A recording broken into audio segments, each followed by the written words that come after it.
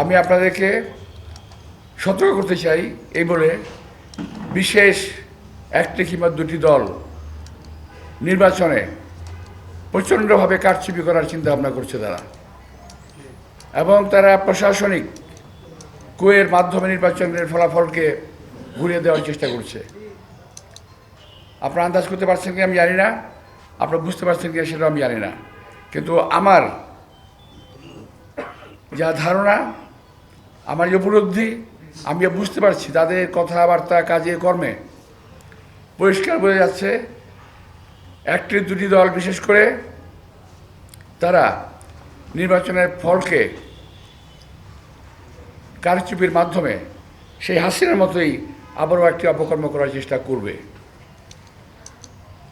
আমি আপনার কাছে কামনা করব, আশা করব আমরা ঐক্যবদ্ধভাবে পোলিং সেন্টারের ভিতরে এবং বাইরে সতর্ক পাহারা রাখব, যাতে তারা কোনো রকম কারচুপি কিংবা কোনো কিছু করতে না পারে।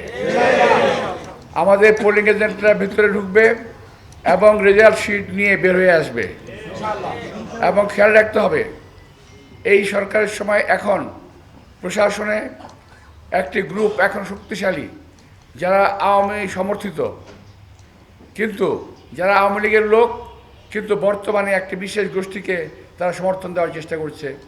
তারা চেষ্টা করছে বিএনপিকে পরাস্ত করার জন্যে। আজকে একটি পেপারে দেখলাম যে এই সম্বন্ধে একটা কথা লিখেছে বিশেষ একটা দল সম্বন্ধে, যে তারা নাকি আগামীতে ক্ষমতায় আসবে। কী করে এটা সম্ভব আমি জানি না। এই দেশের মানুষ, সাধারণ মানুষ, এই দেশের মানুষ এই দেশের বিএনপিকে ভালোবাসে, দেশনেত্রী বেগম খালেদা জিয়াকে ভালোবাসে, এই দেশের মানুষ শহীদ রাষ্ট্রপতি জিয়া রহমানের আদর্শকে ভালোবাসে। তারা এই দেশের বিএনপিকে বিজয়ী করতে চায়।